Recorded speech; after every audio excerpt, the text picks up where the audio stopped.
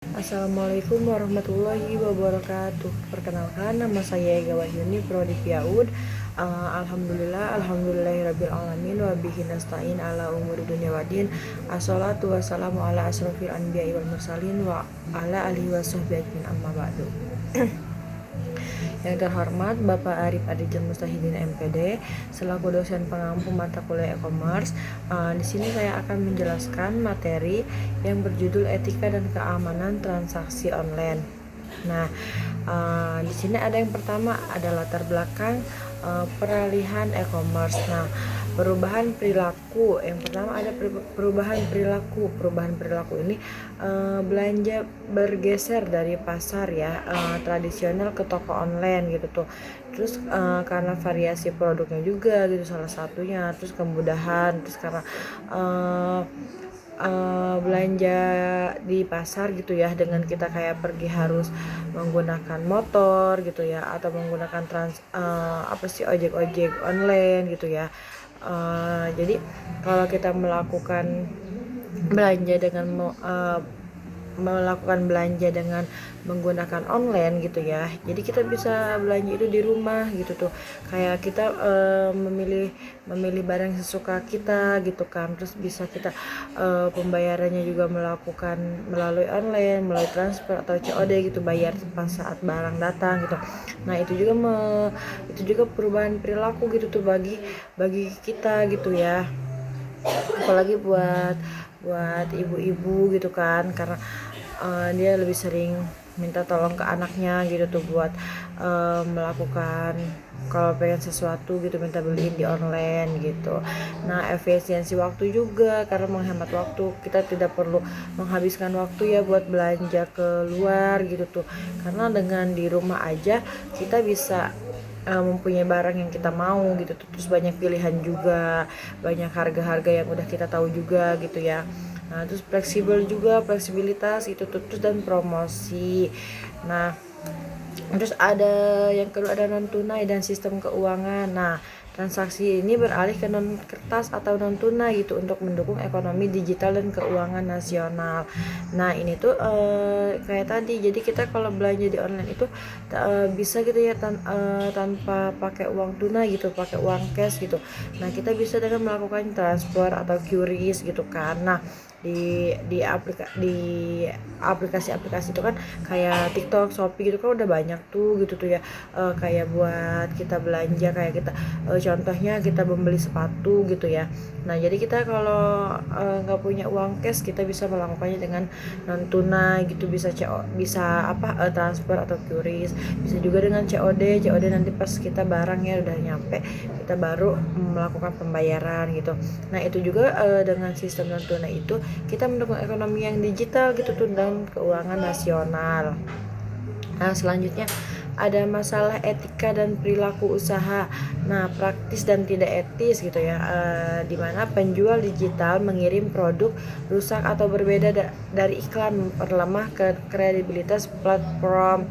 Nah, kan banyak nih ya yang penjual itu yang berperilaku tidak etis gitu, kayak dia tuh mengirimkan barang gitu dengan tidak sesuai gitu tuh, dengan yang dia pajang gitu, dengan yang digambar tersebut. Kayak kita ada tuh ya, kayak kita membeli baju tapi yang dikirim kita malah kayak plastik gitu. Terus kayak pernah tuh saya pribadi gitu ya,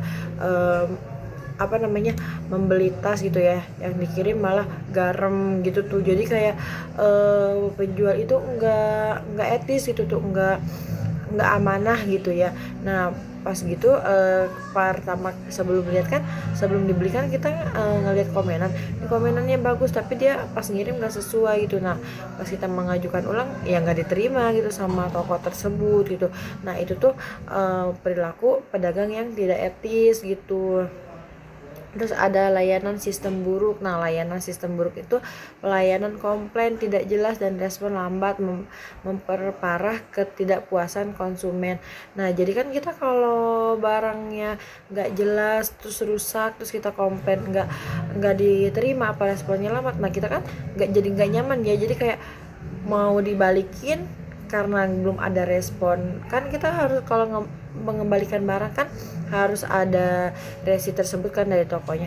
Nah itu tuh kadang lambat gitu tuh mengirimkannya, jadi kan itu membuat kita tidak nyaman juga ya. Terus ada selanjutnya, ada teori kepercayaan dan risiko. Nah, keberhasilan e-commerce bergantung pada integritas moral, perilaku, dan keandalan sistem keamanan.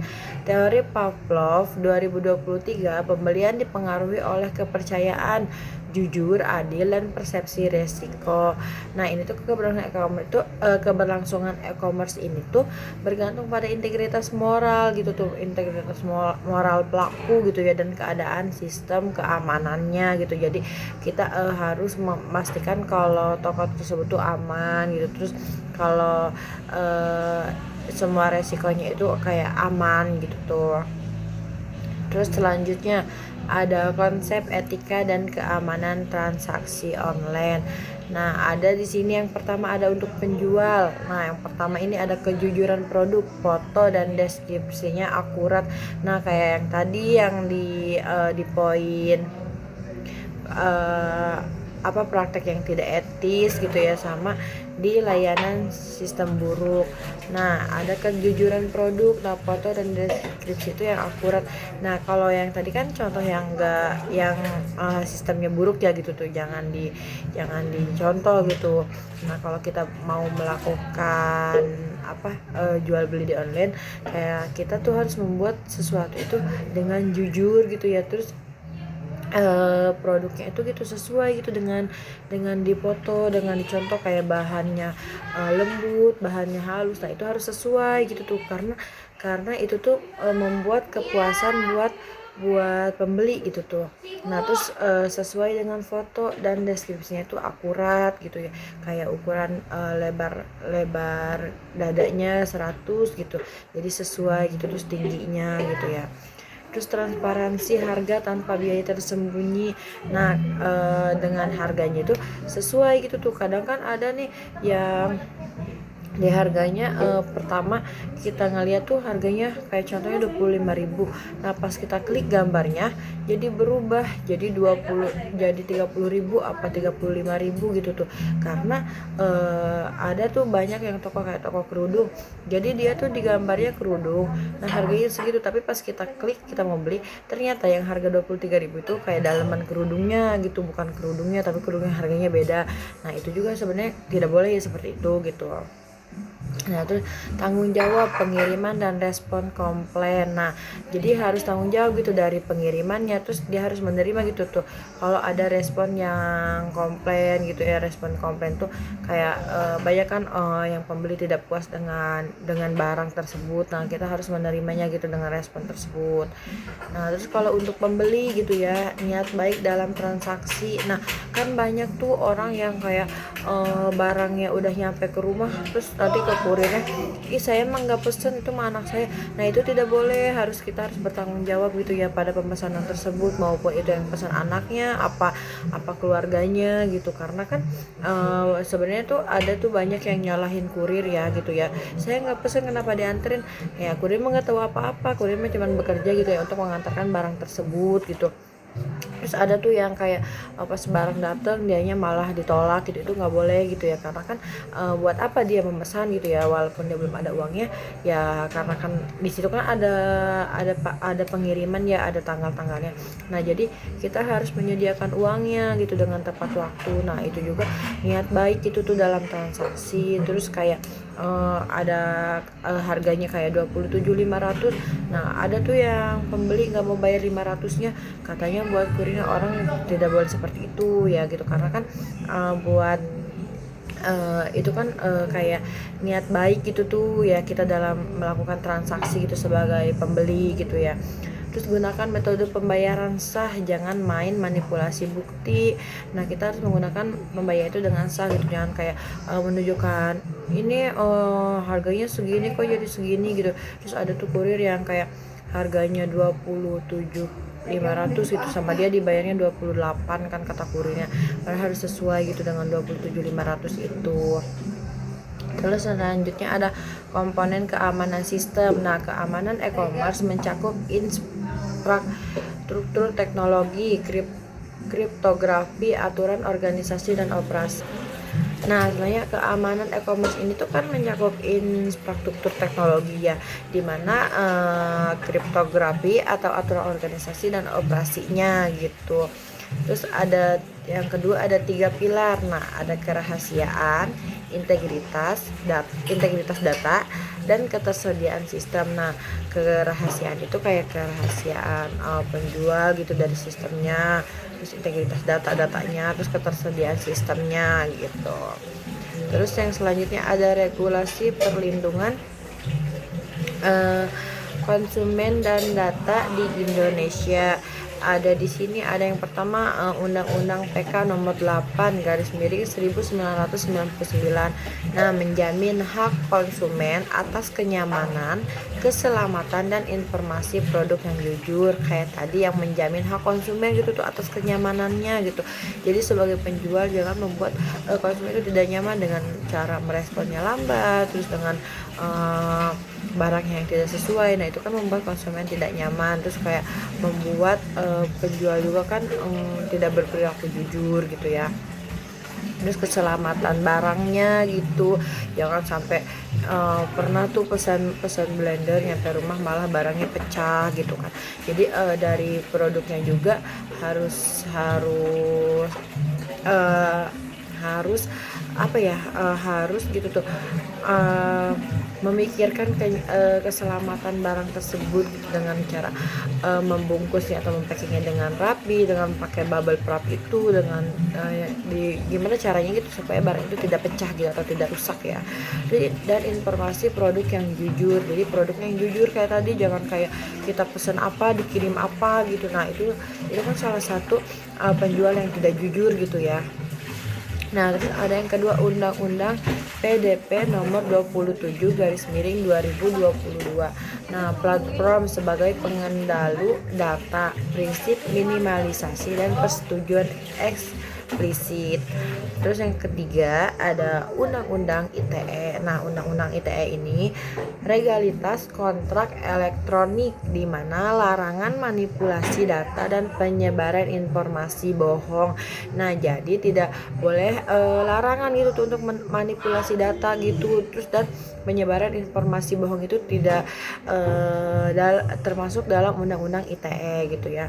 Terus Permendag nomor 31 garis miring 2023. Nah, ini tuh Permendag ini mewajibkan pemisahan fungsi media sosial dan fitur komersial pembayaran elektronik. Terus selanjutnya ada analisis sistem pembayaran digital. Nah, analisis sistem pembayaran digital ini penerapan pembayaran e-wallet, Misdana, dan e-Blink QRIS mengurangi persepsi risiko finansial melalui proteksi berlapis, enkripsi, nokenisasi, PIN dinamis, biometrik, dan OTP sudah Studi Aisyah DKK 2025 menunjukkan lapisan proteksi signifikan menurunkan ketakutan penipuan. Nah, jadi penerapan pembayaran e-wallet ini kayak melakukan seperti Dana gitu ya, terus QRIS gitu, dengan kayak dengan lewat m-banking, aplikasi. Sekarang kan banyak tuh aplikasi bank yang tanpa kartu gitu, kayak contohnya Neobank, terus kayak Sibank gitu. Nah, itu kan banyak yang digunakan oleh anak-anak remaja dan tentunya oleh mahasiswa gitu, karena mudah gitu tuh, kayak kita melakukan pembayaran bisa dengan melakukan transfer, terus bisa melakukan QRIS, terus aplikasi tersebut tuh gratis dengan semua bank gitu, kecuali wallet gitu ada adminnya gitu ya. Nah, itu kan mengurangi persepsi resiko finansial gitu. Nah, jangan ada kayak kita udah melakukan pembayaran dengan transfer gitu, apa QRIS gitu, apa wallet gitu ya, terus malah ada tuh barangnya dikirimnya nggak sesuai juga, terus kadang nggak dikirim gitu tuh. Jadi itu tidak amanah gitu sebagai penjual ya. Nah itu kan menunjukkan lapisan proteksi signifikan yang menurunkan ketakutan penipuan juga gitu tuh bagi kita. Jadi kalau kita udah melakukan pembayaran terus pernah mendengar dari saudara apa tetangga gitu ada barang yang nggak dikirim apa nggak sesuai, nah itu tuh ketakutan gitu tuh sebagai kita biasa udah terbiasa menggunakan transfer apa wallet gitu ya apa QRIS gitu. Jadi kita jadinya merasa ketakutan gitu tuh karena ada seliweran omongan yang kayak gitu ada buktinya gitu tuh ya dari saudara apa tetangga gitu ya.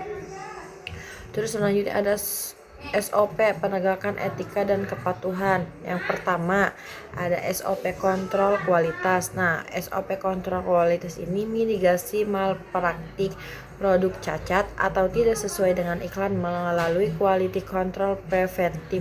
Nah, ada nih produk cacat atau tidak sesuai dengan iklan kayak blender tadi di iklannya bagus gitu ya, terus datang ke rumah dikirimnya pecah. Terus kemasannya juga yang rusak gitu. Nah, itu SOP kontrol kualitas gitu ya, termasuk dalam SOP itu gitu. Terus yang kedua ada SOP penanganan keluhan. SOP penanganan keluhan itu respon cepat, memastikan hak ganti rugi dan merekonstruksi kepercayaan konsumen. Ada nih kayak kita saya pernah nih ya membeli casing HP gitu ya, tidak sesuai gitu tuh, tidak pas di HP tersebut. Nah saya itu langsung mengirimkan pengembalian dana gitu dan pengembalian barang. Nah karena respon tokonya cepat, jadi saya merasa puas itu walaupun barang itu tidak sesuai dengan yang saya mau, tapi karena saya melakukan pengembalian terus direspon cepat, dikirim resinya cepat, sesudah resi dikirim saya langsung mengirimkannya maksudnya kayak ke JNE apa ke JNT sesuai dengan yang kita pilih gitu ya, kita melalui pembayaran apa gitu.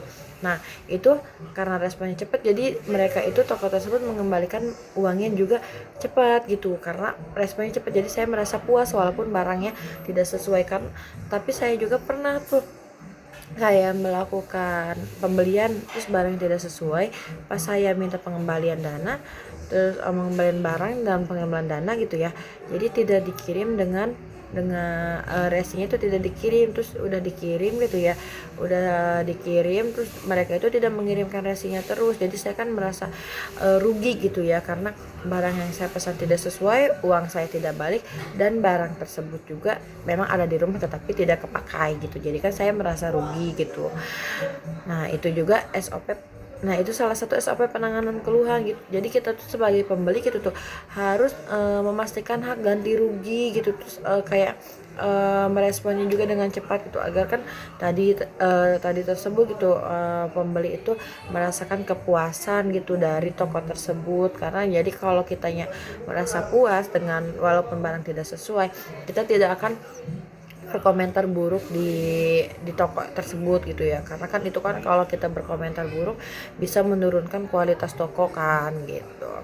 Terus ada yang ketiga ada kepatuhan regulasi. Undang-Undang PDP menuntut minimalisasi data. Pemenang memisahkan fungsi sosial dan komersial untuk melindungi privasi dan mencegah monopoli data. Nah, kepatuhan regulasi ini Undang-Undang PDP ini untuk memisahkan fungsi sosial dan komersial untuk melindungi privasi dan mencegah monopoli data gitu agar tidak bisa di ini sama orang gitu ya. Terus yang selanjutnya ada kesimpulan dan saran. Nah, kesimpulannya, keberhasilan e-commerce bergantung pada integritas, keamanan teknis dan etika bisnis, proteksi berlapis dan SOP, kepatuhan hukum menjaga kepercayaan konsumen. Nah, kepatuhan hukum itu agar bisa menjaga kepatuhan konsumen. Jadi sebagai pembeli jangan tuh kayak melakukan pengiriman barang yang tidak jujur, terus tidak merespon dengan cepat itu dengan baik gitu ya. Terus sarannya perilaku usaha, tingkatkan infrastruktur, keamanan dan SOP-nya gitu. Terus patuhi aturan perlindungan datanya. Konsumen bertindak cerdas, kritis dan proaktif menjaga kerahasiaan kredensial. Nah, kita kan sebagai konsumen gitu kayak kita tuh kritis gitu tuh. Terus kita tuh kayak cerdas gitu ya buat kayak melakukan buat toko itu jelek gitu kan ya, karena kan kita bisa berkomentar jelek aja kalau dengan responnya tidak baik dari toko tersebut itu bisa menurunkan bintangnya gitu, bisa juga menutup toko tersebut. Nah selanjutnya terima kasih, mungkin hanya ini yang bisa saya sampaikan, materi dengan judul etika dan keamanan transaksi online di mata kuliah e-commerce. Kurang dan lebihnya saya mohon maaf. Wassalamualaikum warahmatullahi wabarakatuh.